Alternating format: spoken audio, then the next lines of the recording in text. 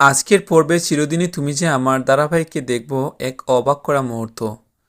পরীক্ষার রেজাল্ট প্রকাশ হলো, কিন্তু সবার চোখ কপাল ওঠার মতো ঘটনা ঘটে যখন দেখা যায় অপর্ণার নাম তালিকায় নেই। গল্পটি শুরু হয় রাতের একটি গুরুত্বপূর্ণ মুহূর্ত দিয়ে। অপর্ণা ভিডিও কলে আর্যর সঙ্গে কথা বলছে। আর্য খুব শান্ত স্বরে অপর্ণাকে বলে, আজকের রাতটা শুধু চলে যেতে দাও, কাল তোমার জন্য একটা বড় সারপ্রাইজ আছে। আর্যর রহস্যময় কথায় অপর্ণা ভাবনায় পড়ে যায়।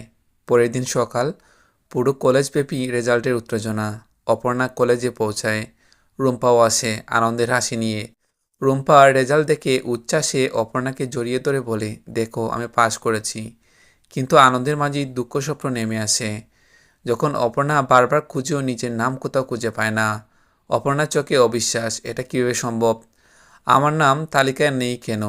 দর্শকের মনেও তখন জন্ম নেয় একটাই প্রশ্ন, এটা কি কোনো দর্শকের মনেও তখন দর্শকের মনেও তখন জন্মায় একটাই প্রশ্ন, এটা কি কোনো ভুল, নাকি এর পেছনে আছে আরও বড় কোনো রহস্য? হে ভিউয়ার্স, আজকের পর্বেই এমনই চমকে দেওয়ার দৃশ্য দেখবেন, আর এই রহস্যের উত্তর মিলবে আগামী পর্বে। পরবর্তী পর্বের আপডেট সবার আগে পেতে এখনই আমাদের চ্যানেলটি সাবস্ক্রাইব করে নিন।